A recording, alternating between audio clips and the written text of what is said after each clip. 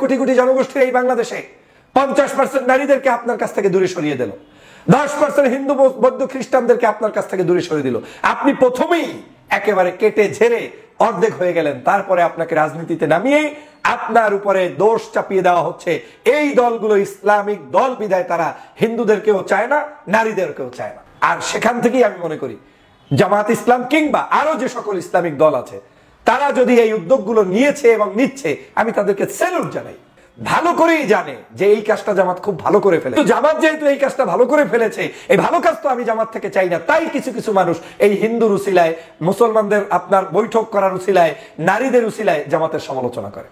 তো দুই ধরনের ব্যক্তির সমালোচনার মধ্যে দুটো জিনিস আপনি পাবেন। একটা হচ্ছে মানুষ সত্যিই ভালোবেসে সমালোচনা করে, আর একটা হচ্ছে সে বুঝে শুনিয়ে সমালোচনা করে, যাতে করে জামাত বা ইসলামপন্থী রাজনৈতিক দল সামনের দিকে এগিয়ে যেতে না পারে। জামাত হিন্দুদের নৌকাডুবি হয়েছে, মানুষদের পাশে গিয়েছে, সমস্যা কোথায়? এখন যদি কারো জলে হিন্দু ভাইদের ট্রাক ডুবে গেছে, তাতে তোমার কি? বাপরে বাপ। জামাত বিভিন্ন বন্যা দুর্গত মানুষের কাছে বুক ভরা পানি নিয়ে গিয়েছে, পানিতে ভেসে ভেসে জামাতের আমির ডাক্তার শফিক সাহেব গিয়েছে, হেলিকপ্টারে গিয়ে তারপরে আপনার শহীদি পরিবারের সাথে দেখা করছে, তাতে জ্বলন্তের কি আছে? এগুলোই অনেকের জ্বলছে। তোমরা এটা করবা কেন? তোমরা থাকবা মসজিদে, তোমরা থাকবা মিলাদে, তোমরা থাকবা মাদ্রাসায়, তুমি কেন আইন প্রতিষ্ঠা করবা? তুমি কেন সংসদে যাবা? তুমি কেন ইসলামের রাজনীতি করতে গিয়ে বাংলাদেশের গণমানুষের রাজনীতিতে রূপান্তরিত হবা? এটাই একদলের বামপন্থী নাস্তিক্যবাদী দালালদের দৈনন্দিন রুটিনে রূপান্তরিত হয়েছে বিদায়ী আপনার এই কার্যক্রমগুলোর তারা সমালোচনা করছে। না হয় এই কার্যক্রমগুলোকে অ্যাপ্রিসিয়েট করার কথা তারা শুরু করেছে। নারী আমার এই সমাজের পার্ট, হিন্দু আমার এই সমাজের পার্ট, খ্রিস্টান বৌদ্ধ আমার এই সমাজের পার্ট। আমি তাদেরকে নিয়ে পথ চলা, এটা আমার জন্য অত্যন্ত গুরুত্বপূর্ণ। এটা না হলে আপনি এই রাজনীতিতে টিকতে পারবেন না।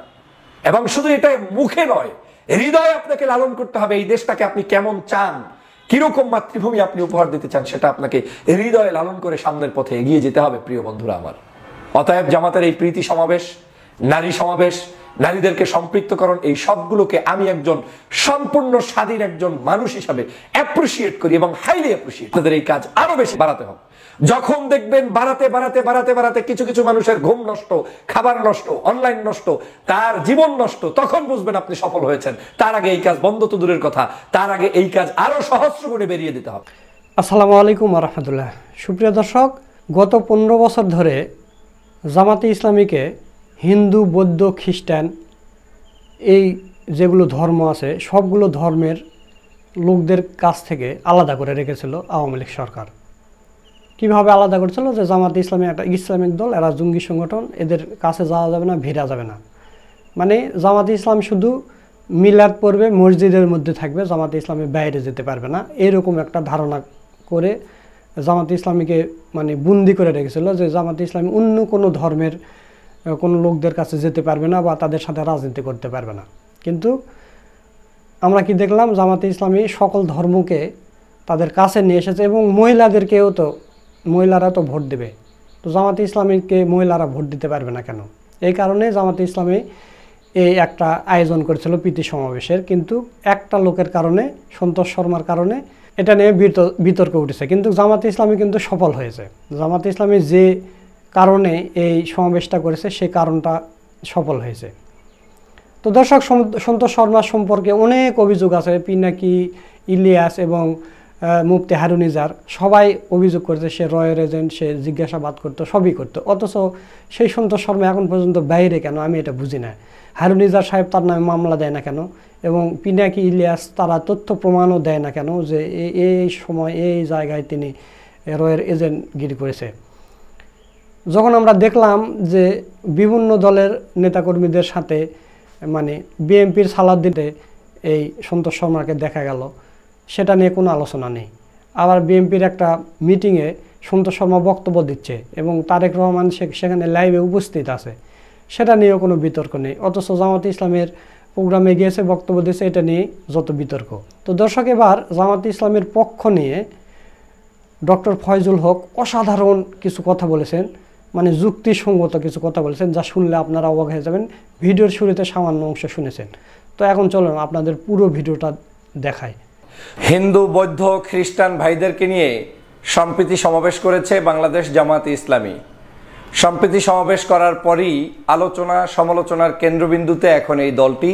বাংলাদেশের সাম্প্রতিক সময়ে বাংলাদেশ জামাতে ইসলামী বাংলাদেশের প্রত্যেকটি কর্নার থেকে তাদের এই দেশের যারা জন্মসূত্রে নাগরিক তাদেরকে নিয়ে ভাবছে, তাদেরকে নিয়ে কথা বলছে, তাদেরকে নিয়ে বাংলাদেশ গঠনের প্রত্যয়ে এগিয়ে চলছে। এই এগিয়ে চলাটা বাংলাদেশের কোনো কোনো মহলের কাছে অত্যন্ত গুরুত্বপূর্ণ এবং অত্যন্ত প্রশংসনীয় হচ্ছে, আবার কারো কারো কাছে এটা অত্যন্ত নিন্দনীয় কাজ হচ্ছে। আপনারা জানেন সাম্প্রতিক সময়েও জামায়াত ইসলাম নারীদেরকে নিয়ে মাঠে ময়দানে নেমেছে। নারীরা এখন তাদের অধিকারের জন্য, দেশের জন্য, স্বাধীনতার জন্য লড়াই করা, সংগ্রাম করা সেটা তারা শিখে গিয়েছে এবং জামায়াতে ইসলামীর মহিলা শাখার নামেও কিন্তু এই নারীরা তাদের নিজস্ব জায়গা থেকে, পরিমণ্ডল থেকে বাংলাদেশের জন্য কাজ করে যাচ্ছে। কারো কারো কাছে সেই নারীদেরকে রাজপথে নামানো কিংবা রাজনীতিতে সম্পৃক্তকরণকেও এক ধরনের অসৌজন্য মনে হচ্ছে এবং কেউ কেউ এটাকে ভালো চোখে নেয়নি। তার মানে হচ্ছে জামায়াতে ইসলাম প্রতিষ্ঠিত হয়েছে কারো কারো দৃষ্টিতে শুধুমাত্র কোনো একটি ধর্মীয় সংগঠন এবং ধর্মীয় ব্যক্তিবর্গকেই প্যাট্রোনাইজ করার জন্য। তারা বাংলাদেশের রাজনীতির যে গণমুখী রাজনীতি হওয়া উচিত সেটা তাদের কাছ থেকে তারা কামনা করেন না। তারা কামনা করেন এই দলটি থাকবে শুধুমাত্র একটি গণ্ডির ভিতরে, এবং এটাই ছিল বিদেশি দেশি বিভিন্ন সংস্থা, বিভিন্ন ধরনের কাজ যারা ধর্মভিত্তিক রাজনৈতিক দলগুলোকে কোণঠাসা করতে চায় তাদের একটা মহাপরিকল্পনার অংশ। কারণ তারা জানে যদি ধর্মভিত্তিক দলগুলোকে ডিভাইডেড করে রাখা যায়, এক ধরনের থিম ক্রিয়েট করে দিয়ে দেওয়া যায় যে তোমার ভিতরে শুধুমাত্র এই চেতনা কাজ করবে, এর বাহিরে না, তার মানে তারা গণমানুষের দলে রূপান্তরিত হতে পারবে না। আপনাকে প্রথমেই বুঝতে হবে যারা সমালোচনা করে কিংবা তারা এই দলের ভিতরে এই কার্যক্রমগুলোকে দেখতে চায় না, হিন্দু ভাইদের সাথে, বৌদ্ধ ভাইদের সাথে, খ্রিস্টান ভাইদের সাথে, নারীদের সাথে জামায়াত ইসলাম তাদের এই দাওয়াতি কাজ করবে কিংবা তাদের এই দেশ পরিচালনা নিয়ে ভাববে, সভা সমাবেশ করবে, এটা যারা চায় না তাদের মূল কাজটাই হচ্ছে যে তারা জানে যে বাংলাদেশে নারী আছে প্রায় অর্ধেক। তার মানে প্রথমেই একটা দলকে নারী থেকে বিচ্ছিন্ন করে দেওয়া গেল কৌশলে। তারপরে হচ্ছে বাংলাদেশের 10%-এর অধিক এখন পর্যন্ত প্রায় সংখ্যালঘু নাগরিক রয়েছে যারা বিভিন্ন জায়গায় সম্পৃক্ত হয়ে কাজ করছে। এই পার্সেন্টেজের মানুষগুলোকেও জামাত থেকে কৌশলে বা ইসলামিক পার্টিগুলো থেকে কৌশলে দূরে সরিয়ে রাখার একটি চক্রান্ত বহুকাল পর্যন্ত চলমান। আমি কেন এই কথাগুলো বলছি? আপনাদের রিয়েলাইজেশনের জন্য বলছি। আপনি যখন গণমুখী দলে রূপান্তরিত হবেন, যখন গণমানুষের কথা ভাববেন, তখন গণমুখী চিন্তা চেতনাই আপনার কর্মে, আপনার কথায়, আপনার কাজে পরিলক্ষিত হতে হবে। শুধু মুখে বলবেন আমি হিন্দু মুসলিম বৌদ্ধ খ্রিস্টান শান্তি চাই, কিন্তু হিন্দু মুসলিম বৌদ্ধ খ্রিস্টানকে নিয়ে আপনার কোনো এজেন্ডা নাই, বক্তব্য নাই, বসবেন না, কথা বলবেন না, আপনি তো তখন হিন্দু মুসলিম বৌদ্ধ খ্রিস্টানদের শান্তি নিশ্চিত করতে পারবেন না। আপনি মুখে বলবেন নারীর অধিকার চাই, কিন্তু নারীকে নিয়ে আপনার কোনো গবেষণা নাই। যেই দেশের সংসদের মধ্যে এখন পর্যন্ত কোটাভিত্তিক নারী নির্বাচিত হয় তাও 50 জন আছে, তাহলে আপনার যদি নারীর জন্য কাজই না থাকে তাহলে ওই 50 এমপি আপনি বানাবেন কোত্থেকে?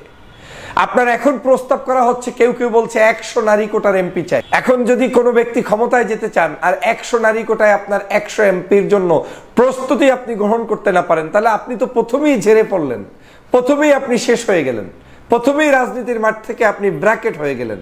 যেটা কেউ কেউ এই জামায়াত ইসলাম বা ধর্মভিত্তিক দলগুলো কাজ থেকে এভাবে করে করাতে চায় যাতে করে এরা গণমানুষের দলে রূপান্তরিত হতে না পারে।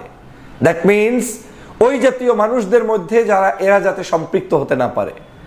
মানে শুরুতেই আপনার পাও বেঁধে দেওয়া হলো, হাত বেঁধে দেওয়া হলো, এরপরে বলে দেওয়া হলো তুমি এখন ঝাঁপ দাও, সাগর পাড়ি দিয়ে তোমাকে সামনে গিয়ে জয়যুক্ত হতে হবে, যেটা কোনোদিনই সম্ভব না, যেটা বাস্তবতার সাথে কোনো মিল নেই। বন্ধুরা, আবার আপনারা জানেন যে আমাদের ধর্ম আমাদেরকে পালন করতে হবে। আমরা অন্য কোনো ধর্মকে আমার ধর্ম মনে করে পালন করব না। আবার অন্য ধর্মের লোকেরাও তার ধর্ম পালন করবে, আমারটা সে পালন করবে না, এটাই বাস্তবতা। এবং আমারটা সে কতক্ষণ পর্যন্ত ঈমান না এনে যদি পালন করে সেটার মধ্যে কোনো ধরনের আপনার কি বলে বাহবা পাওয়ারও কিছু নেই। আর এই ভালো গুণের জন্য তিনি হয়তো ধন্যবাদ পেতে পারেন, কিন্তু একটি ধর্ম বাদ দিয়ে আরেকটি ধর্মকে শুধু লোক দেখানো পালন করার মধ্য দিয়ে তার ধর্মের আদতে কোনো বড় কোনো অর্জন তিনি করেন না। এটা হচ্ছে বাস্তবতা। একজন ব্যক্তি মুসলমান না হওয়া পর্যন্ত সে যতবারই বলুক না কেন, ভালো ভালো গুণকীর্তন করুক না কেন, সে মুসলমান হিসেবে যে রিওয়ার্ড আমরা বিলিভ করি সেটা সে কখনোই পাবে না বা পাওয়া উচিত নয়। এটাই হচ্ছে বাস্তবতা। তার মানে কি দাঁড়ালো? ধর্মের জায়গায় কাজ করছে, হিন্দুর জায়গায়, মুসলমানের জায়গায়, আপনি আপনার জায়গায়, আমি আমার জায়গায়, যার জায়গায় সে তার কাজ করছে। কিন্তু একটা দেশ, এই দেশটা সবার। এই দেশকে নিয়ে ভাবতে গেলে আপনাকে হিন্দু, মুসলমান, বৌদ্ধ, খ্রিস্টান প্রত্যেকের নিরাপত্তা, শান্তি নিশ্চিত করার জন্য বসতে হবে, চলতে হবে, কথা বলতে হবে। যেহেতু তারা বাংলাদেশের চাকরিতে, অফিসে, আদালতে, শিক্ষায়, কর্মক্ষেত্রে, আপনার সংসদে, সমগ্র জায়গায় তাদের প্রতিনিধি কম বেশি আছে, সে কারণে তারা এই দেশের একটা পার্ট। আপনি জানেন যে বাংলাদেশে এই পার্টগুলো নিয়ে খেলানোর হয়, বিভিন্ন সময় ষড়যন্ত্র করা হয়, ধর্মভিত্তিক মানুষগুলোর মধ্যে দাঙ্গা লাগানোর পরিকল্পনা গ্রহণ করা হয়। অর্থই হচ্ছে এই দাঙ্গাগুলো দিয়ে একটি মহলকে টার্গেট করে কথা বলতে চায়। যেমন আপনি দেখবেন শান্তিপূর্ণ মিছিল, হঠাৎ করে আমাদের সেই শান্তিপূর্ণ মিছিলেও আমরা কেন কিছু জিনিসগুলোকে নিষিদ্ধ করি? আমরা বলি যে এটা নিয়ে আসা যাবে না, এটা করা যাবে না, কারণ ওই সিম্বলগুলোকে একটি গোষ্ঠী বিশ্বের কাছে একটি জঙ্গি ট্যাগ লাগানোর জন্য এই সিম্বলগুলো ব্যবহার করতে করতে এই সিম্বলগুলো নিয়ে আসার কারণে আপনার শান্তিপূর্ণ সমাবেশটাকে নষ্ট করতে চায়। কিন্তু এর মানে এই নয় যে ওই জিনিসটা আপনি চাল পারবেন না আপনার ব্যক্তি জীবনে গঠন করতে কিংবা আপনার ব্যক্তিগত চলাফেরার ক্ষেত্রে। তার মানে দাঁড়ালো যে আজকের এই বাংলাদেশে এই যে হিন্দু ভাইদের সাথে, খ্রিস্টান ভাইদের সাথে, অন্য ভাইদের সাথে মানে ধর্মভিত্তিক দলগুলোর যাতে সম্পর্ক না হয় সেজন্য বিভিন্ন কৌশলে তারা বারবার আপনাদেরকে ট্যাগিং দিয়ে বিদেশে বোঝানো হয় যে এই দলগুলো যদি ক্ষমতায় আসে তাহলে হিন্দুরা ভালো থাকবে না, খ্রিস্টানরা ভালো থাকবে না, মুসলমানরা মানে এই দলমুখী যারা তারা ভালো থাকবে, কিন্তু জাতি গোষ্ঠীর মধ্যে বিভাজন তৈরি হবে। অর্থ হচ্ছে একদিকে আপনাকে ওদের সাথে মিশতে দিবে না, আবার সেটার উপর ভিত্তি করে আপনার অ্যাক্টিভিটিস কি বিদেশে ক্যাম্পেইন করে বিশ্ব দরবারে মাথা উঁচু করে তারা বলে বেড়াবে যে এদেরকে ক্ষমতায় আনলে জাতিগোষ্ঠীর কোনো নিরাপত্তা নেই। দেখেন অবস্থাটা। দ্বিতীয় আবার অবস্থাটা দেখেন, হিন্দু ভাইদের মন্দিরগুলো আমরা কেন পাহারা দেওয়া অনুভব করব? হিন্দু ভাইদেরকে নিরাপত্তা দেওয়া এটা আমাদের দায়িত্ব। আমরা কেন মনে করেছি? আমরা মনে করেছি আজকে যদি কোনো একজন হিন্দু ব্যক্তি আক্রান্ত হয়, বিনা আক্রান্ত অবস্থায় তাদের মানে বাংলাদেশের মুসলমানদের বিরুদ্ধে কিংবা বাংলাদেশের এখন যারা 5ই আগস্টের পরে দেশটাকে স্বাধীন করেছে তাদের বিরুদ্ধে বিভিন্ন দেশে বিদেশে বিভিন্ন বদনাম করা হচ্ছে বিনা আক্রমণে। আর আক্রমণ হলে কি দশাটা হইতো এখন আপনি চিন্তা করে দেখেন। সেই জায়গায় হিন্দু ভাইদের মন্দিরগুলো পাহারা দিয়েছে কে? বাংলাদেশের হুজুররা, বাংলাদেশের মুসলমানরা, বাংলাদেশের ইসলাম প্রিয় জনগণ। এখন যদি কেউ এটাকে মাসলা দিয়ে করেন যে আমার এই মন্দির পাহারা দিয়ে মন্দির এস্টাবলিশ করা হচ্ছে, না, মন্দির পাহারা দিয়ে মন্দির এস্টাবলিশ করা হচ্ছে না, বরং মন্দির পাহারা দিয়ে মন্দিরে যাওয়া মানুষদের নিরাপত্তা নিশ্চিত করা হচ্ছে এবং মন্দিরে যাওয়া মানুষদের অধিকার নিশ্চিত করা হচ্ছে। এবং আমি বিশ্বের সমগ্র মানুষের কাছে এটাই বার্তা দিচ্ছি যে আমার ধর্ম কাউকে নষ্ট করে না, সন্ত্রাসী করে না, ধ্বংস করে না, এবং আমরা তাদের নিরাপত্তা দেই। কিন্তু যদিও লোকটা আপনার ধর্ম পালন সেখানে করছে না, সে তার ধর্ম সে পালন করছে, আপনি আপনার ধর্ম পালন করছেন, কিন্তু আমরা সেই দায়িত্বটা পালন করতে গিয়ে একটা বার কিন্তু চিন্তা করি নাই যে এইটাকে কি পদ্ধতিতে জায়েজ করতে হবে। না, পদ্ধতি একটাই, আমরা সম্প্রীতির বাংলাদেশ চাই। আমরা, আমার ধর্ম হচ্ছে শান্তির, সেই শান্তির বাণী আমরা পৌঁছে দিয়েছি। কিন্তু সেখানেও কিন্তু দেখবেন বিভিন্ন জায়গায় ষড়যন্ত্র চলমান রয়েছে। আমরা যখন সেখানে সফল হয়েছি নিরাপত্তা দিতে, তারপরেও দেখবেন একটি গোষ্ঠী কিন্তু সেটাকে ভিন্ন খাতে প্রভাবিত করতে চেয়েছে। যেমন হিন্দু ভাইদের মধ্যেই দুই একজনকে কেউ না কেউ শিখিয়ে দিয়েছে যে তোমরা বলো যে আমাদের এই জায়গায় এত নিরাপত্তা। তার মানে কেউ কেউ চেয়েছে, যারা এজেন্ট, যে নিরাপত্তাহীন পরিস্থিতি তৈরি করে তাদের অনিরাপদ করে দিয়ে সেটাকে ক্যাম্পেইন করে বিশ্বের কাছে তাদের নিরাপত্তা ইস্যুটাকে তুলে ধরা। অথচ নিরাপত্তা আমরা দিয়েছি, এই নিরাপত্তাও এখন তাদের ভালো লাগে না। অর্থ হচ্ছে ষড়যন্ত্র কাজে লাগাতে পারে। আমি যে জায়গাটা বুঝাতে চাচ্ছি সেটা হচ্ছে বাংলাদেশের ধর্মভিত্তিক দলগুলো যেই কাজগুলো তাদের করা দরকার সেই কাজগুলোই এখন অনেকে করতে গেলে সন্দেহ পোষণ করে, বন্ধ রাখতে চায়, তাদেরকে সেদিকে এন্টার করতে দিচ্ছে না। এর মূল প্রথম ষড়যন্ত্রটা হচ্ছে তারা চায় না যে আপনি তাদের সাথে সম্পর্ক করে আপনার ভোট ব্যাংক তৈরি করেন, আপনার পুরুষের সাথে সম্পর্ক তৈরি করেন, আপনার আস্থা অর্জন করেন, এটা তারা চায় না। এর প্রথম কারণ হচ্ছে দাড়ির রাজনীতি, টুপির রাজনীতি, হুজুরের রাজনীতি, ইসলামের রাজনীতি। ইসলামপন্থী মানুষদের সাথে আবার হিন্দু বসবে, ইসলামপন্থী রাজনীতির সাথে আবার নারীরা বসবে কেন? তার মানে ইসলামটাকে এমন ভাবে ব্র্যাকেট করে দেওয়া হয়েছে যে ইসলামিক দলগুলো থাকতে পারবে, চলতে পারবে, কিন্তু তারা কখনোই হিন্দুদের সাথে কিংবা নারীর সাথে তাদেরকে নিয়ে রাজনীতি করতে পারবে না। এটা একটা ট্যাগ তারা লাগায়। তাতে তাদের ফায়দা, বিশাল ফায়দা। লক্ষ লক্ষ জনগোষ্ঠীর, কোটি কোটি জনগোষ্ঠীর এই বাংলাদেশে 50% নারীদেরকে আপনার কাছ থেকে দূরে সরিয়ে দিল, 10% হিন্দু বৌদ্ধ খ্রিস্টানদেরকে আপনার কাছ থেকে দূরে সরিয়ে দিল।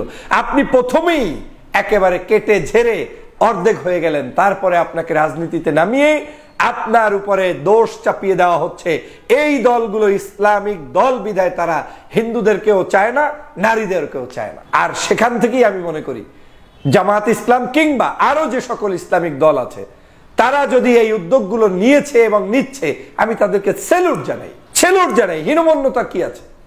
এই বাংলাদেশে প্রত্যেকের অফিসে যায়। আমরা প্রায় দেখি গরু কোরবানি হয়, নামাজ হয় কারো কারো অফিসের সামনে, আবার ওই অফিসগুলোতে বাংলাদেশের রাজনীতিবিদদের সবাই গিয়ে উপস্থিত হয়ে উদ্বোধন করে। এটা বাংলাদেশের তার রাজনৈতিক কৌশলে রূপান্তরিত হয়েছে।